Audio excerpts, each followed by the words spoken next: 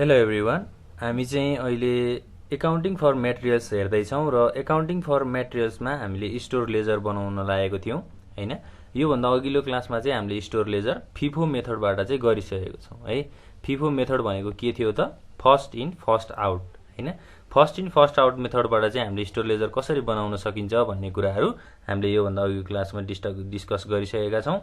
अब यो क्लासमा चाहिँ हाम्रो स्टोर लेजर कुन मेथडबाट बना भनेर भनेको छ त हामीलाई? लिफो मेथडबाट है। अब लिफो मेथड भनेको के हो त? लास्ट इन फर्स्ट आउट है। Last in first out.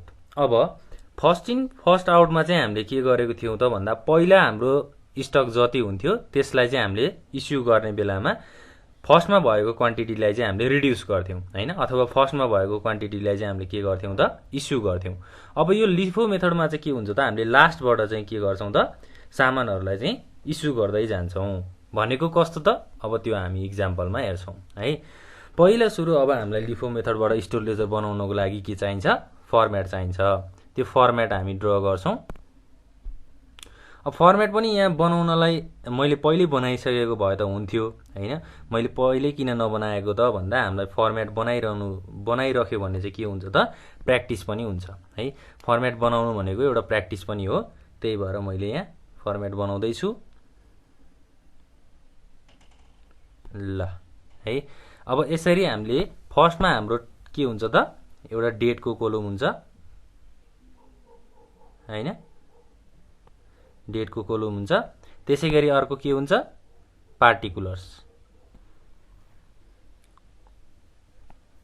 Particulars हुने भयो र तीनटा कोलमहरू हुन्थ्यो हाम्रो। एउटा रिसिप्टको कोलम,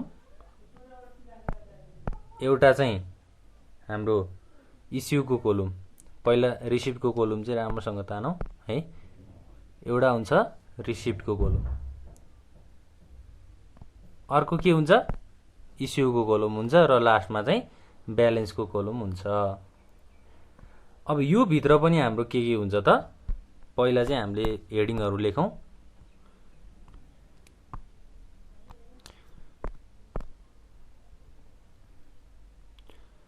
ल पहिला अब हेडिङ लेखौँ है।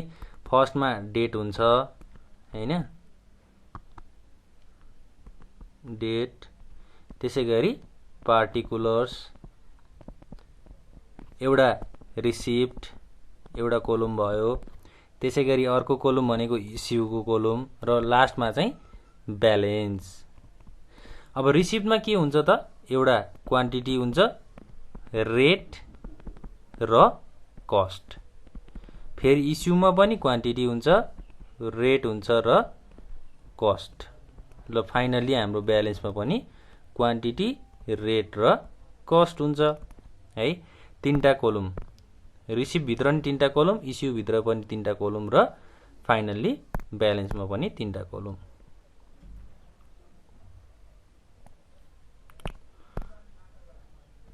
अब यसरी ड्र गर्दै जाँदा हुन्छ है।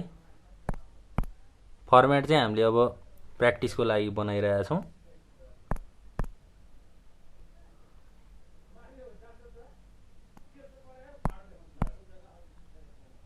ल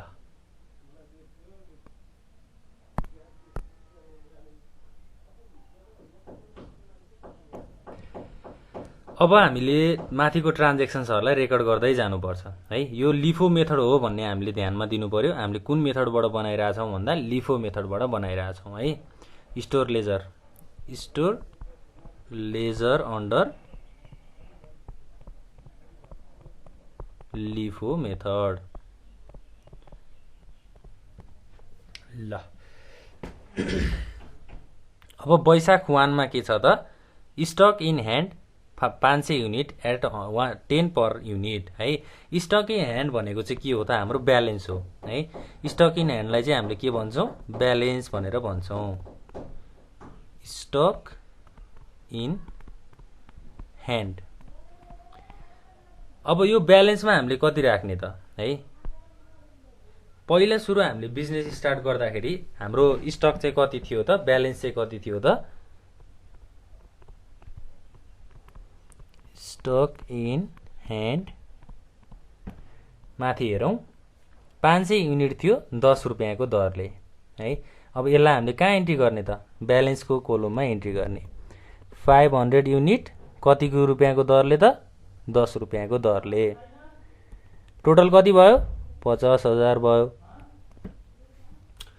यो वैशाख 1 को कुरा भयो है।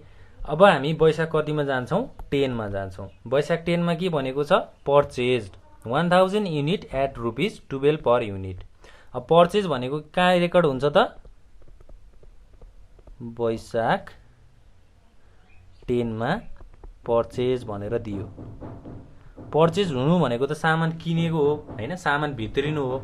अब हामीले यो स्टोर लेजर चाहिँ कसको अन्तर्गतमा बनाइरहेको छौँ त, जस्तै हामीले कुनै पनि एउटा कम्पनीको चाहिँ हामीले स्टोर लेजर बनाइरहेका छौँ। त्यो कम्पनीले चाहिँ सामान किन्यो है। सामान किन्नु भनेको उसले के गर्नु हो त, रिसिभ गर्नु हो नि हैन। यदि सामान किन्यो, सामान स्टोरभित्र आयो भने त्यसलाई रिसिभमा राख्ने। यदि स्टोरबाट सामान बाहिर गयो भने त्यसलाई कहाँ राख्ने त, इस्युमा राख्ने। अब पर्चेज कति भएको छ त, सामान भित्र कति आएको छ, 1000 युनिट सामान 12 रुपियाँको दरले आएको छ। त्यसलाई हामीले कहाँ इन्ट्री गर्नु पर्यो, 1000 युनिट सामान 12 रुपियाँको दरले 12,000 हुन्छ। यो रिसिभ कोलममा गयो हैन। अब हामीले ब्यालेन्स कोलममा के गर्नु पर्यो, पहिला 500 युनिट सामान हामीसँग थियो, स्टक थियो र पर्चेज गरेर सामान कति बढेको छ, 1000 युनिट बढेको छ भनेपछि पहिला 500 चाहिँ एज इट इज लेख्ने, 50,000 भयो हैन। त्यसै गरी 1000 युनिट सामान फेरि के भयो त, बढ्यो। यसलाई हामीले फेरि के गर्ने, यहाँ ब्यालेन्समा राख्ने है। यसरी हामीले गर्नुपर्छ। अब इस्यु भनेर भन्यो, अहिलेसम्म हाम्रो लिफो मेथडको कुराहरू यहाँ आइसकेको छैन है। अब इस्युमा जाउँ। वैशाख 12 मा इस्यु भनेर कति छ त, 700 युनिट छ। वैशाख 12 मा इस्यु भनेर भन्यो। के भयो, इस्यु भनेको के हो त, सामान बेच्नु है, कसैलाई सामान बेच्नु। अब सामान बेचिनु इस्यु भनेको हामीले कुन कोलममा राख्छौँ, इस्युको कोलममा राख्छौँ है। कति सामान बेचेको रहेछ, 700 युनिट। 700 युनिट सामान बेच्नु भनेको अब लिफो मेथडको कुरा चाहिँ यहाँ आउँछ है। अब लिफो मेथडले कसरी काम गर्छ त, जस्तै हामीले फिफो मेथडमा के गर्थ्यौँ त, यदि सामान इस्यु गर्नु छ भने पहिला स्टक कति थियो, त्यो पहिला फर्स्ट क्वान्टिटी चाहिँ हामीले फर्स्ट युनिटलाई चाहिँ घटाउँथ्यौँ अथवा फर्स्ट क्वान्टिटीलाई चाहिँ हामीले इस्यु गर्थ्यौँ। अब लिफो मेथडमा चाहिँ हामीले लास्ट क्वान्टिटीलाई के गर्छौँ, इस्यु गर्छौँ। भनेको लास्ट क्वान्टिटीबाट हामीले युनिटहरू घटाउँदै जान्छौँ, क्वान्टिटीहरू चाहिँ घटाउँदै जान्छौँ। अब यहाँ 700 युनिट इस्यु भएको छ भनेर भन्यो हैन। अब यहाँ के गर्नु पर्यो त, 700 युनिट चाहिँ इस्यु गरियो कतिको दरले,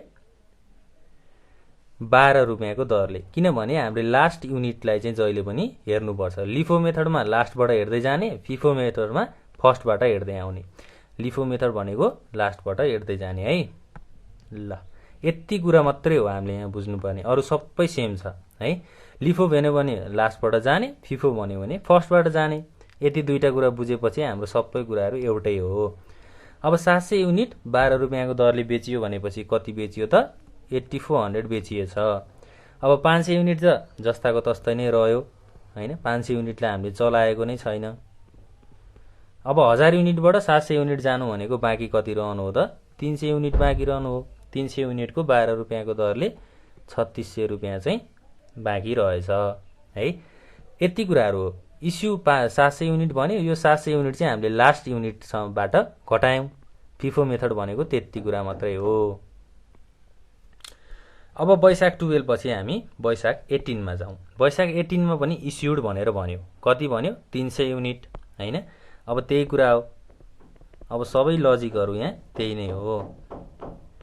वैशाख 18 मा इस्यु भनेर भन्यो, कति युनिट इस्यु भएको छ, 300 युनिट हैन त। 300 युनिट इस्यु भयो भनेपछि अब लास्टबाट हेर्दै जानु पर्यो। लास्टमा कति युनिट बाँकी छ, 300 युनिट बाँकी छ भनेपछि हामीले यहाँ 300 युनिट 12 रुपियाँको दरले 3600 रुपियाँ इस्यु गरियो। अब ब्यालेन्स कति रहन्छ त, अब 300 युनिट पनि गइसक्यो, लास्टबाट 300 युनिट गइसक्यो भनेपछि बाँकी 500 युनिट रह्यो। 500 युनिटको 10 रुपियाँको दरले 50,000 बाँकी रह्यो हैन। यो 300 युनिटलाई चाहिँ हामीले के गरियो त, इस्यु गरियो। अब वैशाख 18 मा इस्यु पनि भयो। जाउँ अब वैशाख 20 मा। वैशाख 20 मा पर्चेज भन्यो 1000 युनिट पर्चेज गरिएको छ 13 रुपियाँको दरले। पर्चेज हुने बित्तिकै त्यो कहाँ जान्छ? रिसिभ कोलममा जान्छ है। वैशाख 20 पर्चेज भनेर दियो, कति पर्चेज भएको छ? 1000 युनिट। 1000 युनिट चाहिँ हाम्रो रिसिभ कोलममा जान्छ। 1000 युनिट 13 रुपियाँको दरले। 13 रुपियाँको दरले कति हुन्छ? 13000 हुन्छ हैन। अब यहाँ 500 युनिट पहिलादेखि नै थियो हैन, यो 5000 भयो। हामीले माथि 50000 गर्दै आएको रहेछौँ है। 5000 हुन्छ, यो पनि 5000 हो,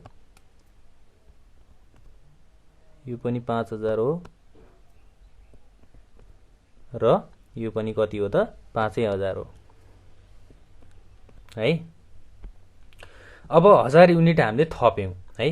अब 1000 रुपियाँको 13 युनिट हामीले के गर्यौं त? पर्चेज गर्यौं भनेको स्टोरमा सामान आयो। स्टोरमा सामान आउनु भनेको थपिनु हो हैन। त्यसलाई हामीले के गर्छौं? एड गर्छौं। 13000 चाहिँ यहाँ के भयो त? एड भयो हैन, सामान किनियो। अब वैशाख 20 पछि के भन्यो? वैशाख 22 मा चाहिँ इस्युड, कति इस्युड गरियो? 200 युनिट। 200 युनिट सामान चाहिँ बेचिएको छ अथवा इस्यु भएको छ। वैशाख 22 इस्युड कति युनिट त? 200 युनिट। 200 युनिट अब हामीले कहाँबाट रिड्युस गर्ने? यो 1000 युनिटबाट 200 युनिटलाई रिड्युस गर्ने है। 500 युनिटबाट गर्ने हो त? होइन, 1000 युनिटबाट गर्ने। यही हो हाम्रो लास्ट इन फर्स्ट आउट भनेको, यही नै हो। 200 युनिट कति रुपियाँको दरले त? 13 रुपियाँको दरले। 2600 हुने भयो। अब 500 भनेको एज इट इज हुन्छ, 5000 बाँकी भयो। त्यसै गरी अब 1000 बाट 200 घटाउनु भनेको 800 रुपियाँ बाँकी, 800 युनिट बाँकी रहनु हो। 800 युनिटको 13 रुपियाँको दरले कति हुन्छ त? 10400 हुन्छ है। ल अब वैशाख 25 मा जाउँ। वैशाख 25 मा पर्चेज भन्यो। पर्चेज कति भन्यो त? यो 500 हो है। 500 युनिट चाहिँ पर्चेज भएको रहेछ। अब 500 युनिट पर्चेज भनेर भन्यो। यहाँ ₹14 पर युनिट छ है। यो क्वेसन थप्नु पर्ने रहेछ यहाँ। पर्चेज 500 युनिट 14 रुपियाँको दरले पर्चेज भएको छ। वैशाख कतिमा त? 25 मा पर्चेज भनेर लेखेर नि हामीले। अनि पर्चेज भएको सामान अथवा पर्चेज भएको अमाउन्टलाई हामीले कुन कोलममा राख्छौं? रिसिभ कोलममा राख्छौं है। रिसिभ कोलममा कति युनिट भएको छ? 500 युनिट भएको छ। 500 युनिट 14 रुपियाँको दरले 7000 रुपियाँ भयो है। 7000 रुपियाँ भयो। अब 500 युनिटलाई हामीले के गर्नु पर्यो? यहाँ एड गर्नु पर्यो। अब 500 पहिल्यैदेखि छ, 10 रुपियाँको दरले 5000 भयो। त्यसै गरी 800 युनिट हामीसँग पहिल्यै बाँकी छ, 10400, यो पनि एड भयो। र फेरि के थपियो त? 500 युनिट 14 रुपियाँको दरले 7000 रुपियाँ फेरि थपियो हैन। अब वैशाख 28 मा जाउँ है। वैशाख 25 को कुरा पनि सकियो। Return from workshop issued on 18 Baishakh है। 18 वैशाखमा हामीले सामानहरू इस्यु गरेका रहेछौं। 18 वैशाखमा कति सामान इस्यु गरेको रहेछौं? 300 युनिट चाहिँ इस्यु गरेको रहेछौं। 300 युनिटबाट अब रिटर्न चाहिँ कति भयो त? 50 युनिट चाहिँ रिटर्न भयो। भनेको हाम्रो स्टोरबाट सामानहरू पहिला इस्यु भएको रहेछ र हाम्रो स्टोरमा अब हामीले वर्कसपमा सामान इस्यु गरेको थियौं। त्यो वर्कसपबाट हामी पठामा के भयो त? अब सामान फिर्ता आयो। 50 युनिट सामान फिर्ता आयो। फिर्ता आउनु भनेको त्यो के हो त? भित्र आउनु हो नि, स्टोरमा आउनु हो। स्टोरमा आउनु भनेको त्यसलाई हामीले के गर्छौं त? रिसिभ कोलममा राख्छौं। वैशाख 28 return from workshop issued on 18th वैशाख। 18 वैशाखमा हामीले सामान इस्यु गरेको थियौं र अब कति सामान चाहिँ हामीलाई फिर्ता आयो त? 50 युनिट सामान फिर्ता आयो। 50 युनिट सामान फिर्ता आउनु भनेको हामीले त्यसलाई रिसिभ कोलममा राख्छौँ र अब रेट चाहिँ कति हुन्छ त, यहाँ रेट चाहिँ कति हुन्छ त, यो रेट चाहिँ हामीले थाहा पाउनुपर्छ है। अब 18 वैशाखमा हामीले कति दरमा चाहिँ वर्कसपलाई सामान इस्यु गरेको रहेछौँ त्यो हेर्नु पर्यो है। माथि जाउँ, वैशाख 18 खोजौँ। वैशाख 18 भनेको यहाँ छ। वैशाख 18 मा हामीले इस्यु गरेको कति रहेछ त, 300 को सामान हामीले इस्यु गरेको रहेछौँ 12 रुपियाँको दरले है। त्यो बेलामा हामीले 300 युनिट सामान उसलाई दिएको रहेछौँ वर्कसपलाई र उसले हामीलाई 50 युनिट सामान कतिको दरले फिर्ता गर्यो त, यो 12 रुपियाँको दरले फिर्ता गर्यो। अब यहाँ रेट कति हुने भयो त, 12 रुपियाँ हुने भयो हैन।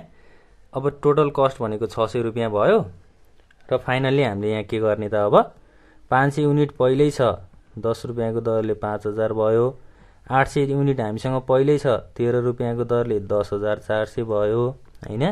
त्यसैगरी 500 युनिट फेरि हामीसँग थपिएको थियो 7000 बाँकी भयो र फेरि अब रिटर्न कति भयो त, 50 युनिट भयो। यो 50 युनिटलाई पनि हामीले यहाँ राख्नु पर्यो हैन, 600 रुपियाँ। ल अब फाइनल्ली हामी वैशाख 30 मा जाउँ। वैशाख 30 के भएको छ, वैशाख 30 मा इस्युड भएको छ कति युनिट, 200 युनिट। 200 युनिट इस्यु भयो भनेपछि अब के गर्नु पर्यो, हामीसँग लास्टमा कति छ, 50 युनिट छ। यो 50 युनिटलाई इस्यु गर्नु पर्यो। 50 युनिट कतिको दरले, 12 रुपियाँको दरले 600 रुपियाँ गयो हैन। अब 200 युनिटमा 50 युनिट गइसकेपछि बाँकी कति रहन्छ, 150 युनिट बाँकी रहन्छ। यो 500 युनिटबाट हामीले 150 युनिटलाई इस्यु गर्नु पर्यो भनेको 14 रुपियाँको दरले हैन। 7000 रुपियाँ चाहिँ सरी 150 युनिट 14 रुपियाँको दरले कति हुन्छ त, 2100 रुपियाँ हुन्छ हैन। 50 युनिट पनि गयो र 500 युनिटबाट 150 युनिट पनि गयो। अब बाँकी कति रहन्छ त, यहाँ माथि फर्स्टको हाम्रो 500 युनिट त हामीसँग बाँकी नै छ, ती हाम्रो 10 रुपियाँको दरले 5000 भयो हैन। त्यसैगरी 800 युनिट पनि हामीसँग बाँकी नै छ, 13 रुपियाँको दरले 10400 भयो। अब 500 युनिटबाट 150 युनिट घटेको छ भनेपछि बाँकी कति रह्यो त, 350 रुपियाँ 350 युनिट चाहिँ बाँकी रह्यो। 14 रुपियाँको दरले कति हुन्छ, 4900 हुन्छ है। ल लास्ट इन फर्स्ट आउट भनेको हामीले लास्टबाट चाहिँ अमाउन्टहरू युनिटहरू चाहिँ के गर्ने हो त, क्वान्टिटीहरू रिड्युस गर्दै जाने हो। अब यो ब्यालेन्स रह्यो है। यति चाहिँ हाम्रो के रह्यो त, एकैछिन है, हाम्रो यति चाहिँ के हुन्छ त, क्लोजिङ स्टक हुन्छ। क्लोजिङ स्टक चाहिँ हाम्रो त्यो ब्यालेन्स रह्यो। अब फाइनल्ली यहाँ के गर्ने त, closing stock is equal to है 500 युनिट 10 रुपियाँको दरले 5000 है। त्यसैगरी 800 युनिट 13 रुपियाँको दरले 10400 र फाइनल्ली 350 युनिट कति रुपियाँको दरले त, 14 रुपियाँको दरले 4900। यति चाहिँ हाम्रो के भयो त, क्लोजिङ स्टक भयो। ल यसरी चाहिँ हामीले लिफो मेथडबाट के गर्छौं त, स्टोर लेजर बनाउँछौं है। यो चाहिँ हाम्रो लिफो मेथड भयो। अब यस्तै क्वेशनहरु हामीलाई सोध्न सक्छ हैन। जस्तै अब यहाँ नयाँ कुरा के आयो भन्दा रिटर्न फ्रम वर्कसप भनेर आयो। यदि वर्कसपबाट हामीलाई सामान रिटर्न भएको छ भने त्यसलाई हामीले रिसिभ कोलममा राख्यौं हैन। अब धेरै अरु कुराहरु पनि भन्न सक्छ, जस्तै रिटर्न फ्रम वर्क अर्डर भन्न सक्छ हैन। त्यसैगरी रिटर्न अफ सरप्लस भन्न सक्छ। त्यो सबै कुराहरु चाहिँ हामीले ध्यान दिनुपर्छ है। रिटर्न भन्यो स्टोरमा सामान रिटर्न भयो भने त्यसलाई रिसिभ कोलममा राख्ने हैन। स्टोरबाट सामान इस्यु भएको छ अथवा कसैलाई दिइएको छ भने त्यसलाई के गर्ने त, इस्यु कोलममा राख्ने। केही छैन, एकदमै सजिलो छ। र लास्टमा हाम्रो ब्यालेन्स लगको कुरालाई हामीले क्लोजिङ स्टक भनेर एन्सर लेख्ने है। यसरी चाहिँ हामीले स्टोर लेजर बनाउन सक्छौं। अब एक्जाममा पनि हामीलाई यसरी नै क्वेशनहरु सोधेको हुन्छ, यसरी नै स्टोर लेजर बनाउनु होला।